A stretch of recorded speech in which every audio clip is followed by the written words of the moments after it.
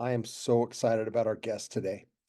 It is Dr. Teri Murphy, an emotionally focused therapy trainer, supervisor, and therapist from Tennessee. I have known Teri for about 5 years. She is a bright light. She is such a lovely soul. She's smart and she has a heart as big as a house.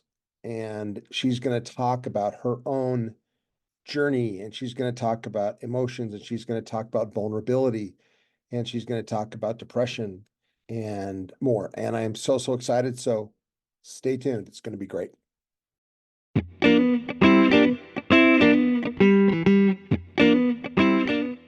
Welcome to VELCRO Love, a podcast about attachment theory, relationships, therapy, love, and sex.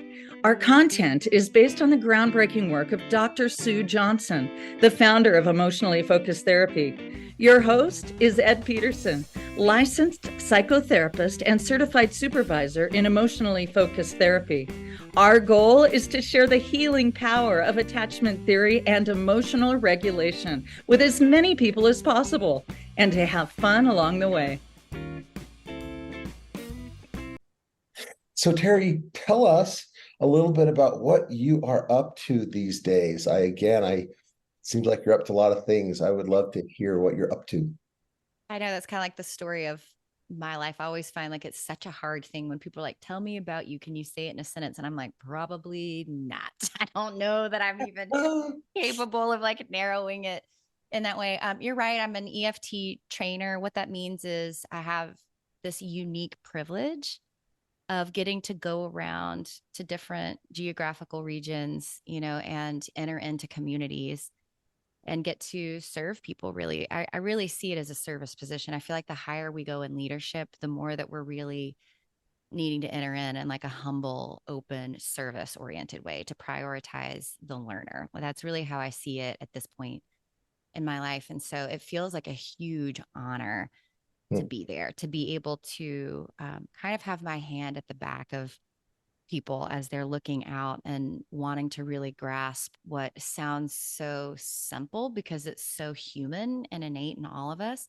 But because of that, it's really difficult actually to practice in real life. It's kind of like point out the air right now, Ed. Point it out. Can you notice it? Show me the wind. How can you tell exactly what you're seeing when this is just such a fundamental way that all of us operate as human beings? And so I take that as such a privilege and such joy to be able to train. So I'm a teacher at heart. I was that way when I was a kid. My sister had her baby dolls and was like nursing them, and I lined mine up and put them in desks and I was teaching them, from the youngest age. Are you serious? Yeah, I was always into math and science and education. I'm a deep researcher. So yeah, I love to teach a lot, but I would really consider myself primarily someone who loves to learn. And so my teaching really is more about like being a lifelong learner. I think I love to always be learning. I read copious, amounts of research and books from across disciplines. So it's not just therapy. I love anthropology and sociology, physics and science, astronomy, just across fields, because I love it when all kinds of information point back to the same pattern, but from a different angle, like a diamond. It's like every different facet helps create the whole of everything. And that definitely is the way that I teach. So when I do an EFT training, yeah, you're going to get attachment, but you're also going to get theoretical physics, and you're also going to get energy differential, and you're also going to get philosophy and mathematics and the other things, because they're all really, and poetry and music, to your point. I bet there are a few. I bet there are a few. I bet when you say that, there are a few faces that go, "What?" Right. I know, like the way that I like to teach about the cycle, it's comparative to the law of entropy and thermodynamics, that systems tend toward disorder if we're not applying energy to them. And it just makes sense to me. It's like, how can we help simplify things so that people can get a grasp on it and then take it within themselves to go and make it their own? To be genuine and to be authentic, every single one of us. And then I think when you then sit in a session or you go about your life, you have it within you. So you're not having to always cognitively hang on to everything you've ever learned. You have a root, Yes. inside yourself that you can come back to all the time. So I'm a scientist. I'm a therapist, but I'm also a teacher really at heart. And so I've been writing a lot. Chris and I are working on some things that we're going to be sharing a little bit later this year. Come Together was the name of our show that we had since 2018. This month is actually 5 years since we initially launched I know, isn't that crazy? Come Really? Together. Yeah. Oh Isn't my that gosh, that crazy? means that I was 52 and now I'm 57. Look, 57 years young, Ed. 57 years young. And and I've been thinking a lot. I think we talked last time about the dark night of the soul.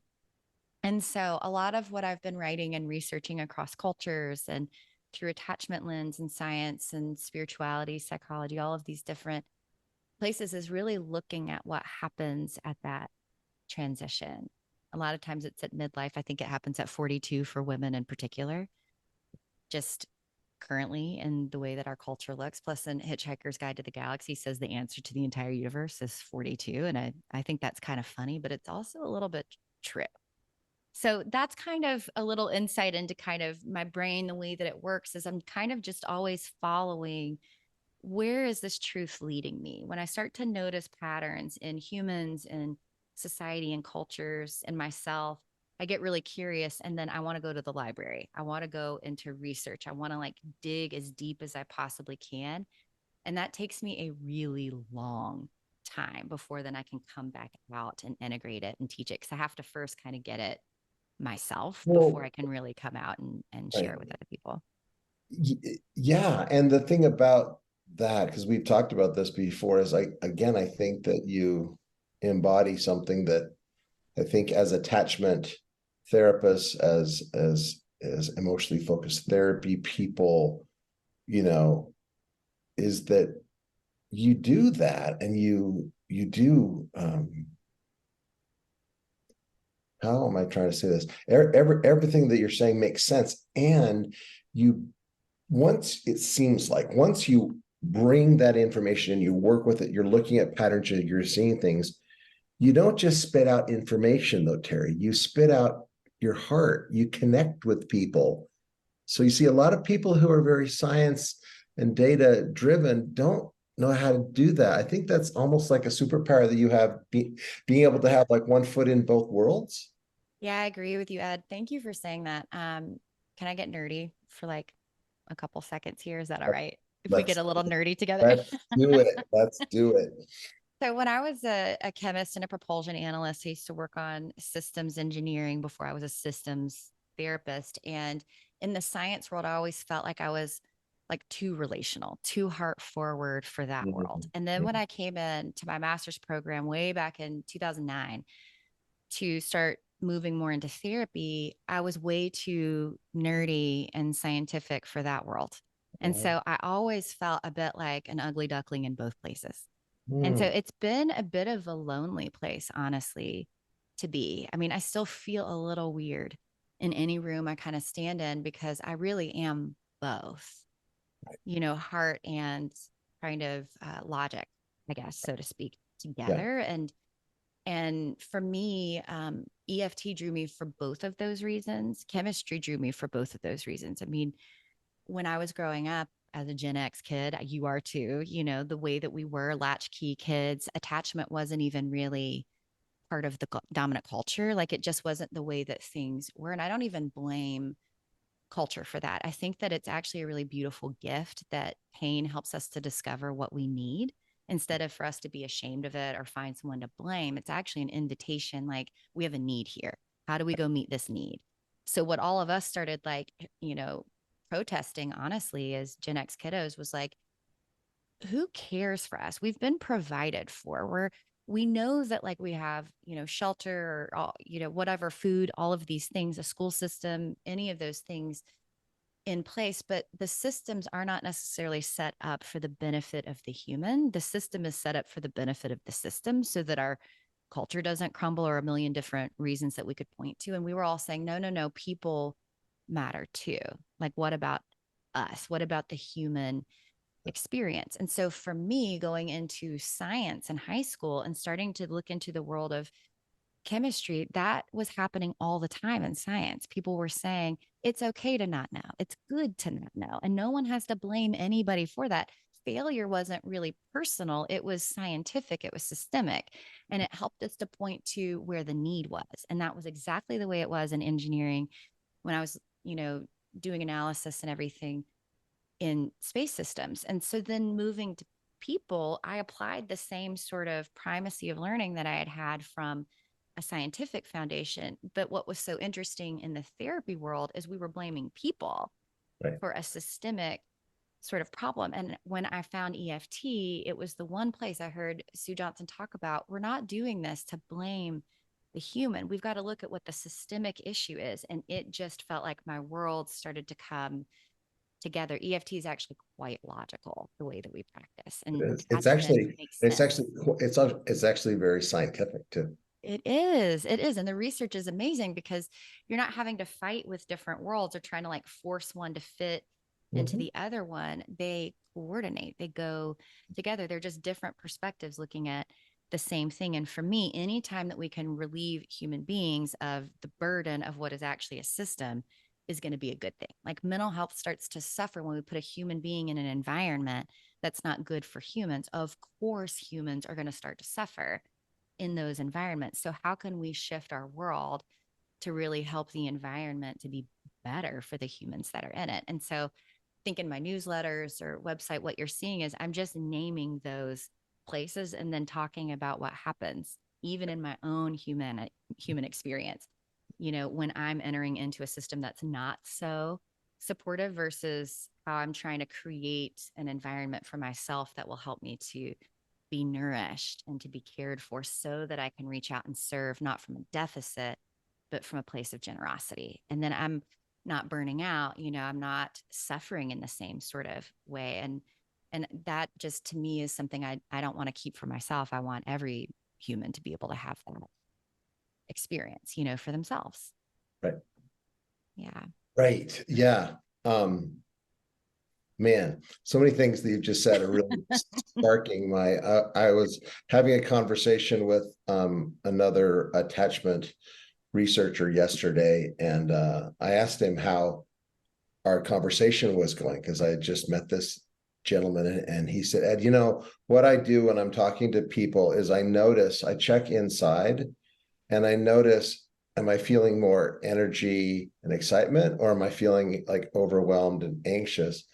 And he said, about 90% of our conversation, Ed, I felt really excited. And I think that the word he used was energized, right? And so as I'm hearing what you're saying, I feel energized. And I think that this is something that I would like to make sure that our listeners understand, because, there are a lot of therapists who are going to be listening to this, but also a lot of people who are not, and people who maybe don't know what EFT and emotionally focused therapy is. And we can talk about that more later.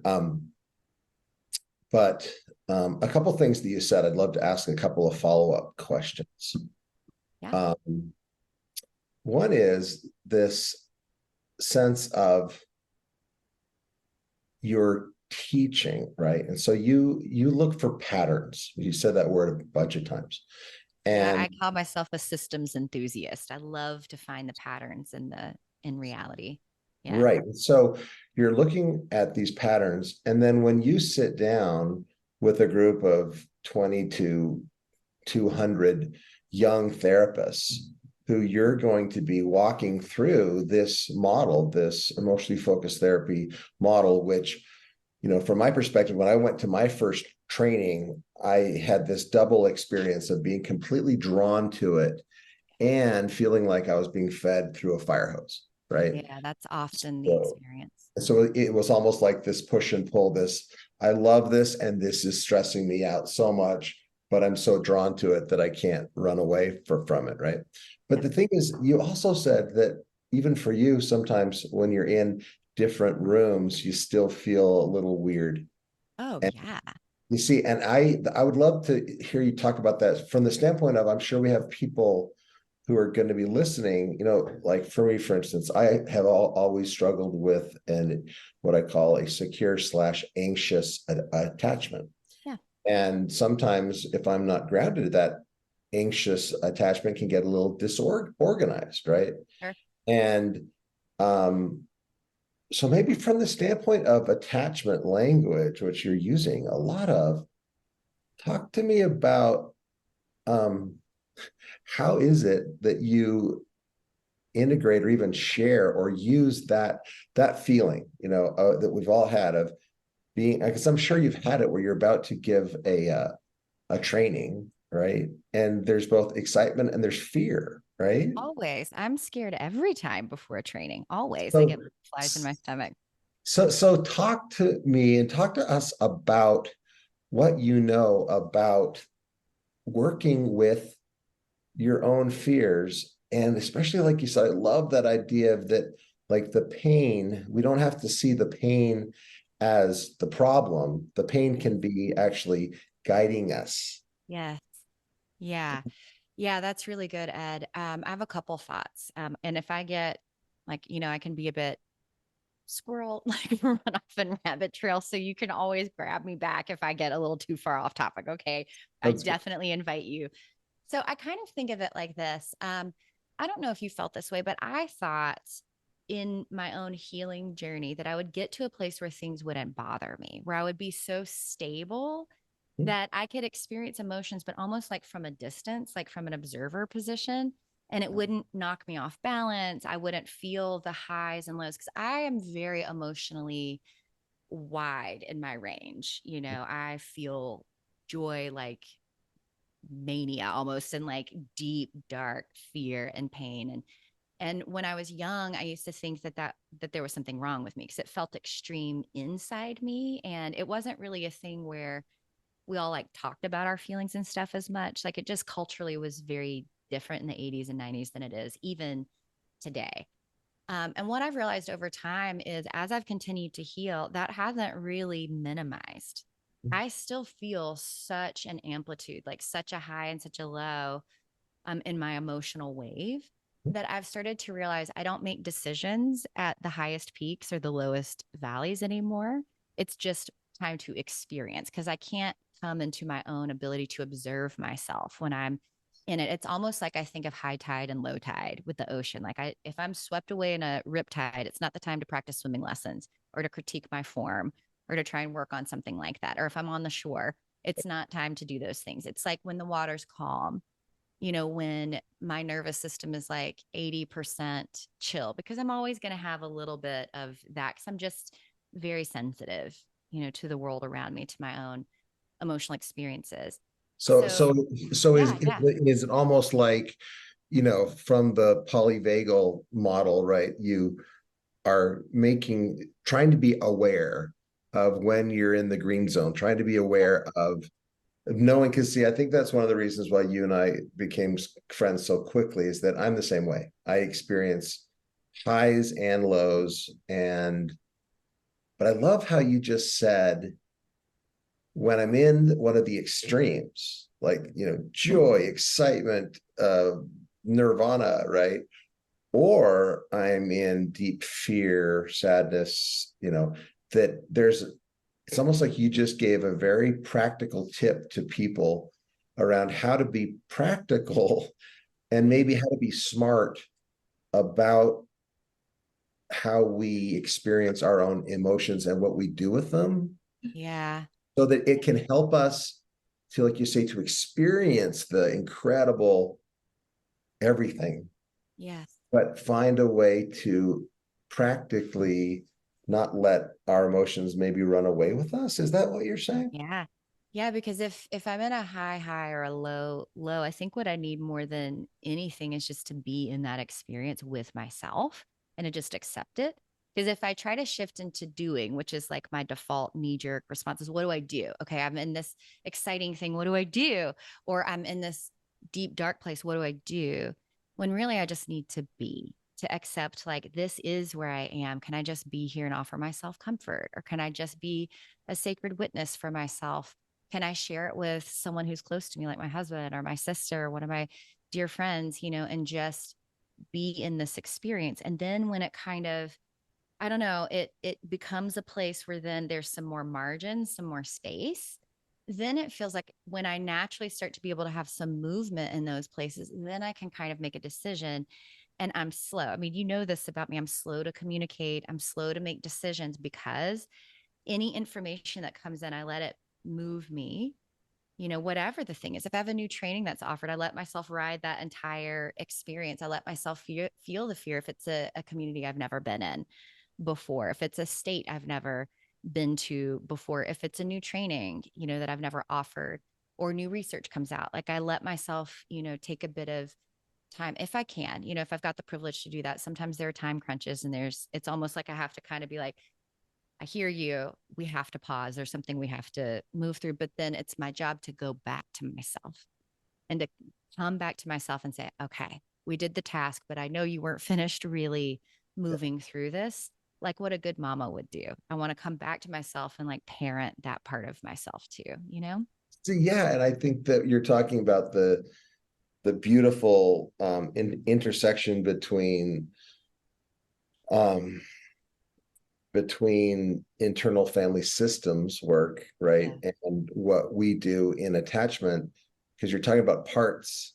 But the beautiful part about me that makes me even a little bit emotional, because I've been in this place too, is you just spoke to yourself and you did this, and it's almost like you were just maybe talking to a different part of yourself, because that's some of the work that I've done in therapy is learning, one, how much for years and years in my life, there have been certain parts of myself that I've really, it's a strong word, but hated, and parts in myself Yeah. that I've denied, right? And I Yeah. push away. And when I start feeling from that part, scares the shit out of me, right? Absolutely. Yes. And for me, a lot of the healing has been, I mean, I love what you said about like not jumping to doing, because that's my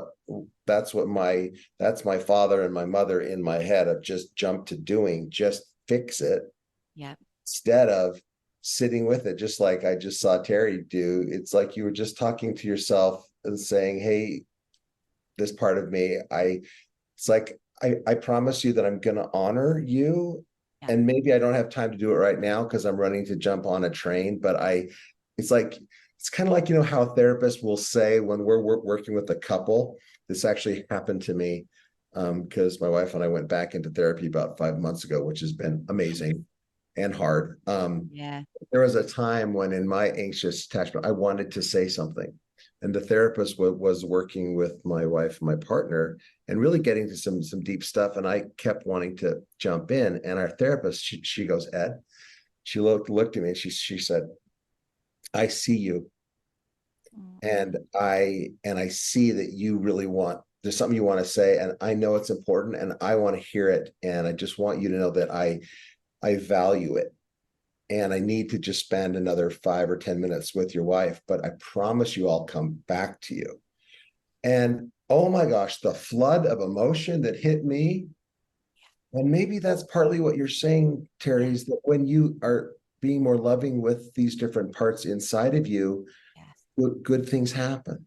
Yeah, like it's such love is such an interesting thing, isn't it? Like for me, I really did think like heaven always sounded boring to me. Like, oh, I'm just gonna sit on a cloud and strum a harp and not feel anything and just kind of be like whatever when I was a kid. And I thought the same thing about like a Zen state of like calm, surrender, and peace.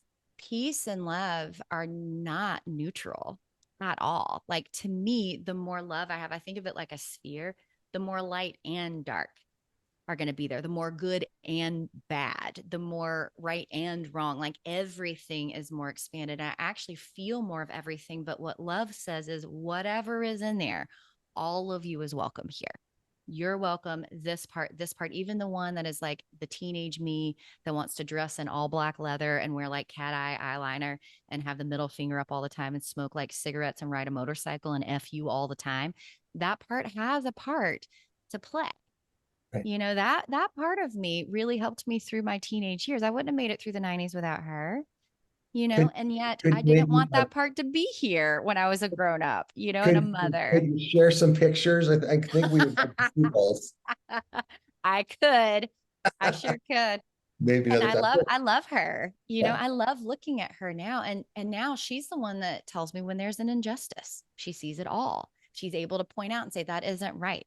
This isn't okay. Like anger was such a brand new emotion. It's one that I really didn't connect with at all until having that dark night of the soul. Would it be fair to say that she's almost like kind of a truth teller? You're totally a truth teller. Absolutely.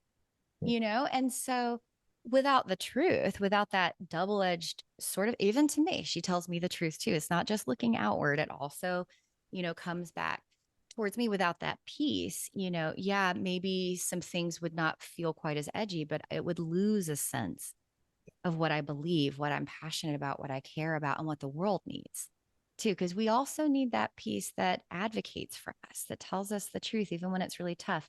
But my whole thing about the truth is I'm really careful with that piece too, to ask people, you know, before I say something that's going to land really honestly, before I mirror someone, I want to make sure that that's what you want to hear and that I'm available to be with the person on the other end of hearing the truth, not just dropping a truth bomb and then riding my motorcycle into the distance, but like then hanging around to make sure that I'm there in relationship on the other side. Because if you're going to be someone who says something that might cut, you better have earned the right to do that. You know what I mean?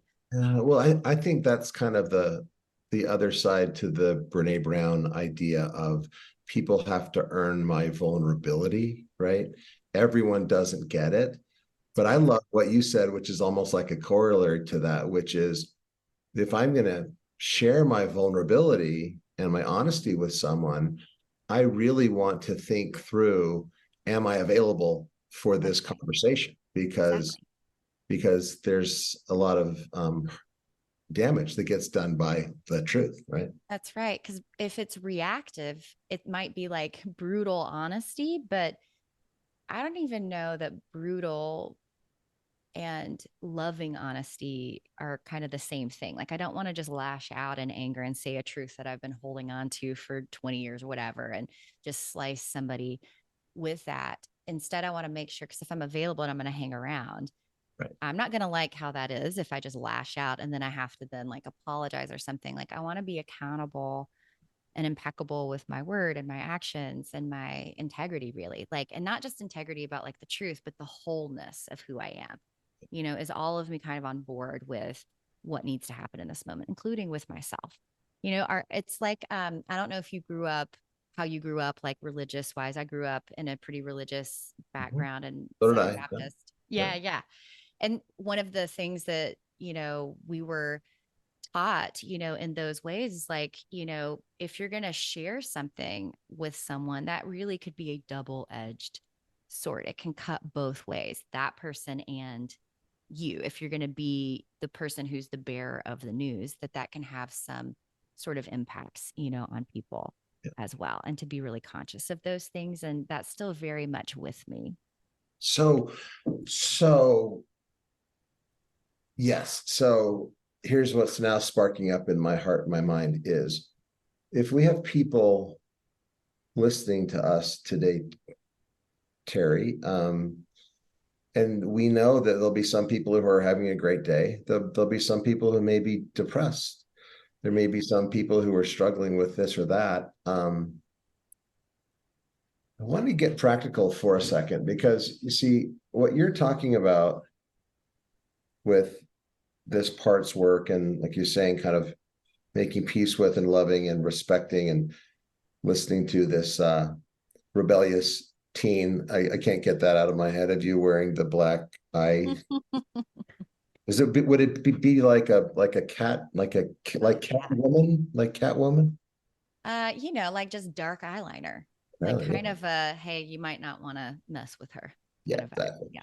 Right. And that, you know, the fact that that part lives in you, and because I think what we're saying is that mental health, emotional health, spiritual health really does come from making peace with these different parts inside of us. I mean, for me, it's come from making peace with the fact that I have anger and I have an edge, because I was raised to be nice.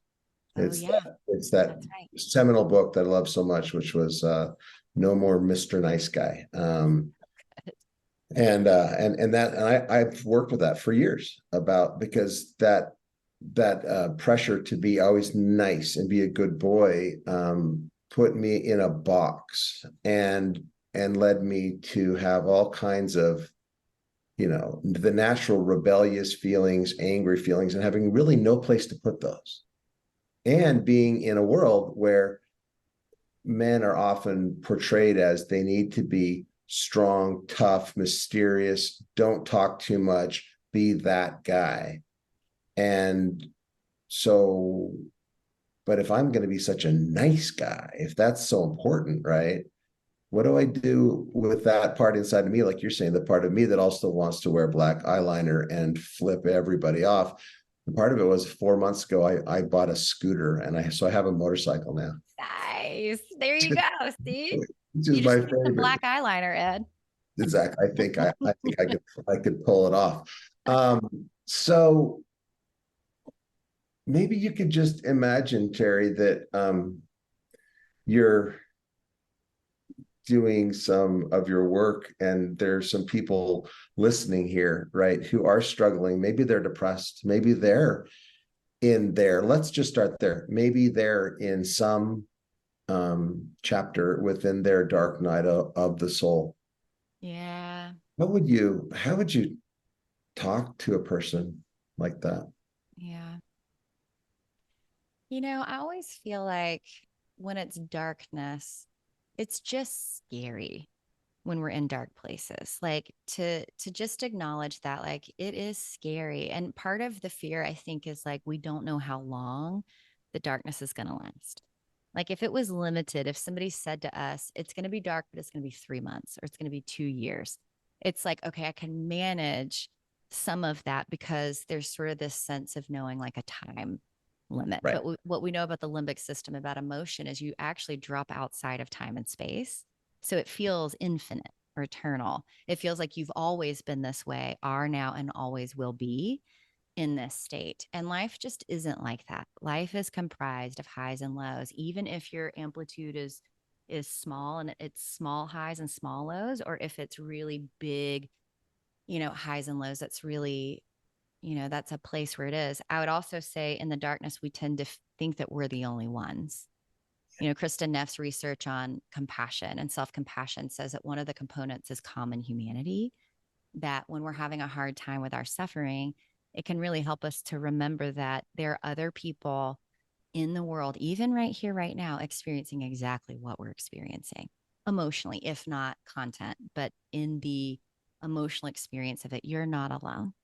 Yeah. And then the third thing that I would say is just that if this dark place, if this sadness, if this despair is coming because of something outside of you. So like you feel like you're not measuring up to someone else's standards, or someone has said something awful about you, or you feel like you don't fit in some sort of place, which is so many of us. Like I just wonder what it would be like if you were the protagonist of your own story again, if you became the narrator of your life once more, instead of allowing or having other people dictate who you are, what your story is, what you're like. Some of that for me was just about agency, about being able to turn inward, because you just can't please everyone. You can't actually please anybody. You can't even please yourself. And you know what I mean? That's a moving target. Really true. Oh, And it's devastating. it's a moving target, and it's a game that will exhaust us and that we'll never win, and Yes. but it's also a game that tells us that we can win at it, but That's it's right. Yes. it's a losing game. The bar is always going to move because at best it's just people's projections of you anyway. It's not the real Right. And it's okay if you change. I would say too, that you don't have to be who you were yesterday or 10 minutes ago. You don't have to even believe the story in your own mind. Like what would happen if we dropped our stories and just were with ourselves? Sometimes when I'm really stuck, I'm like, I bet there's a story in my brain, even if I can't even think of it right now, even if I'm not aware of it. If I'm feeling really stuck, I bet there's something. I just want to like take a breath and move even deeper inward and just be with myself in this moment. And then who are my safe, trusted others, even if it's one person, even if it's a dog or an animal or a spiritual connection. I talked to my grandpa who passed away over a decade ago, who was one of my closest, people in my life when I was growing up. I talked to him. I think about him, and what maybe he would say to me. And he probably wouldn't say anything. We'd go out to his barn, and tinker around in the shop, and he'd get me a ice cold Yoo-hoo. And I would just sit on the workbench when he was just working. But it was just about his presence, knowing that he loved me. And I think that there's something in just knowing we're not alone, that it's not going to be forever, that we are inherently lovable and worthy, and that is our ultimate destination as a human being. Is like Dorothy in the Wizard of Oz, we have to go on the journey. That's what all of us have to do. I don't know why, but I do know it's true. Every single human being has a journey to go through until we can click our heels and find our way home again. But you can't just be there, like it's And, a journey. and when we're, we would love to be able to, like on a TV remote, can I just fast forward through the hard stuff? And you see, what you just said reminded me of, there was a therapy session that I was in about 25, 28 years ago. And I was in the early stage of recovering from an addiction. And it was a stage where I was very depressed. And I was very lucky and blessed to be working with a wonderful therapist who I worked with for about 10, 15 years. She's Jungian trained. And I was talking to her. She said, she asked me the question about feeling, suicidal or not. And I was talking about how, there's so much pain that so often it's not that I have a plan today, but that it's just, there's so much pain. And especially when I feel like I'm in so much emotional pain and I can't imagine it ever ending. Right. And she said to me, well, Ed, it does sound like something needs to die.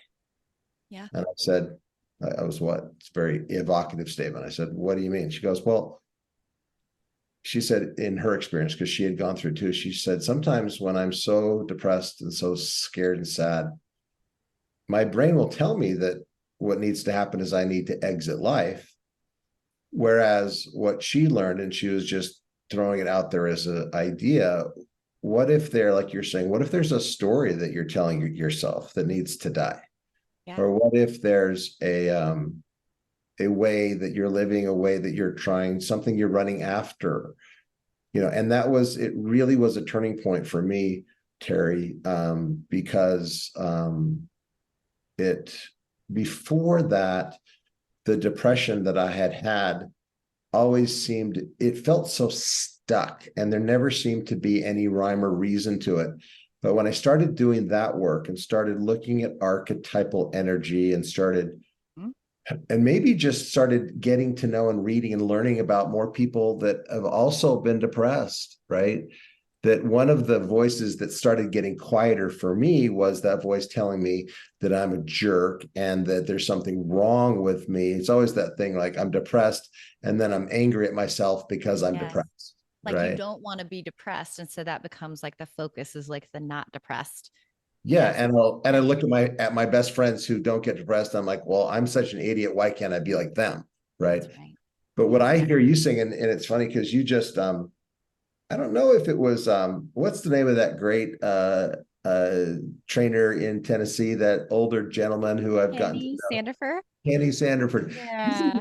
He said something about how sometimes people are talking and it feels like you're speaking right to their amygdala, or something about the beautiful sound of people who are really speaking their truth. I think that's something that Kenny said. Yeah, amygdala whisperer. Yes, because you see, that was, to bring this back to trying to model for people attachment work, is as you were just talking about those things, especially as you went into the Wizard of Oz, which has always been a really important tale and myth for me. I started feeling emotion, but I had this weird experience that I bet you could help explain this. And this could be one of the last things that we talk about. Is I started feeling something deeply like you were speaking to my heart, like you were saying things that it's almost like you were getting what you were saying. You were getting my experience was linking up with yours, right? So in some way, your voice and your tone was speaking to my heart. And so there's this part of me that wants to have all these ideas, what I want to say, what I want to, but what I did is I took your advice and I said, no, just listen. And you see, as I did that, it's like a gift came from you to me, to my heart, and I felt my limbic system relax. So what was that? What just happened? I think it's attunement. I think because I've been through it too, the dark night. I mean, I thought honestly that letting go of like some of my, I don't know, ego ideas or identities, the ways that I had seen myself, to really let them go, to really like rip them, shed them from me. I thought maybe my soul would just cease to exist. Yeah. It was a death. Like it went all the way down to my bone marrow, is the way I talked about it with Kenny, who's, one of my mentors. And as we were processing through that, and I think we talked when I had just barely kind of was crawling back up on the shore, it felt like to me from that place. And I'm still making sense of it, is I do believe that it is a death. And I think that we do die at different points of our lives and have a rebirth experience, but it is the terror of death and the unknown. We don't know.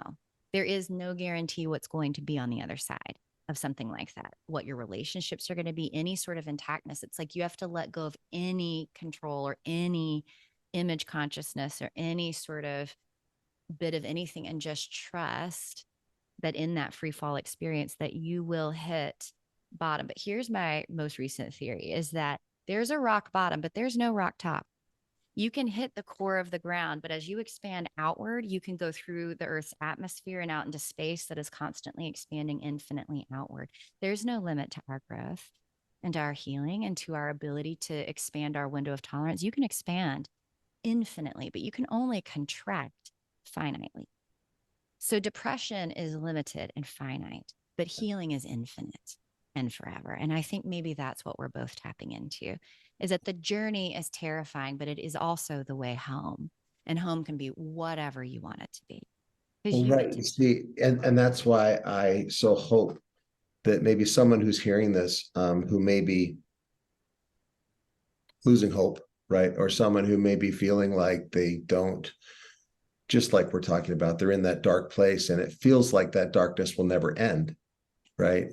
Part of what I hear you saying, and this is part of what I believe personally, and I try to teach this, is that my biggest fears, my deepest fears, when I make room for them, when I start to get to know them, and I don't run from them, because usually I used to always run from them.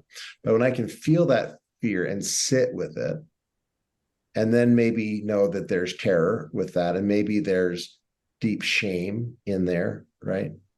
But the more that I think of it as like I'm sitting on a couch and there are a bunch of chairs, and my shame and my fear and my sadness, they're all sitting there next to me. And all that I need to do, this is easy, it's not, is just keep my ass in the chair and just stay there and be with them and myself. And this is the gift that I got, and I feel like this is the gift you're giving me today too, is this gift of remembering that my deepest pain and fear and even sadness can actually be the key that unlocks my greatest creativity. Yes. Like that inspiration you were feeling, is building up inside you because you're being so present with yourself, with me, and even to the light and the dark. All of you is welcome. And then that taps the fullness of your creativity too, which is such a beautiful expression. And it's unique to every human being. And we need every single human being's presence for the whole universe, for the whole world to be the most beautiful version of itself too. And it's not just the good, it's the dark too. We need all beauty, all truth, all love, to be there. Well, right. And that's why lately it's interesting that for me, this kind of surge of creativity and why that I'm doing this podcast and kind of trying to get a little more focused on what I'm actually trying to do is that it's also sadly connected to all of the wars that are going on in this world and all of the suffering and the anger and the bitter and the hatred and all of that. And I feel like, it's almost like there's an external world and there's an internal world, and that, like, talking to you about this, and hopefully, because I know this helps me, and hopefully this can help some other people. It kind of feels like this is something that we can do. It's something there's a lot of these problems in the world that I really don't have much control over, but I do have control over keeping my seat in the chair and first of all, being with myself, but then being with you and being with other people and not running from the pain. Because in the pain, that's where the healing is too. It's Rumi that said the cure for the pain is in the pain. And that's light in the darkness. Why is a candle so beautiful? Because it's in the dark. The magical, mystical sort of properties include that, like, death and life are flip sides of the same coin. You can't have one without the other. Oh, Teri, this is so good. I just got the shivers. This is so good. I'm so glad. Thank you for having me, Ed. My gosh, this is so great. Could you just share with us a little bit more about where people can find you, your website, where people can get more good Teri Murphy stuff? Absolutely.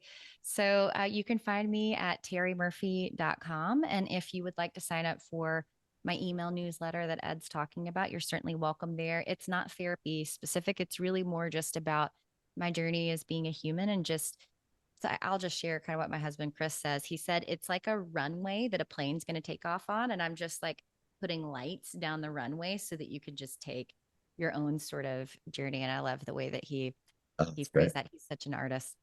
And then if you want to find me on Instagram, which is probably, I don't share a ton right now. They're probably not until January, but I assume that's going to uptick a little bit in the new year. It's at Dr. Teri Murphy. And that's Teri. Correct. Yeah. 1 R and an I. And then if you're interested in doing EFT training with me, you can find that at EFTTennessee.com. I'm located in the greater Nashville area. Yeah, that's me. Well, thank you, dear friend. You're so welcome. And I look forward to doing this again. Please give my love and a hug to Chris. And I look forward to continuing this conversation. And from my heart to yours, thank you. Thanks so much, Ed. Bye. Bye.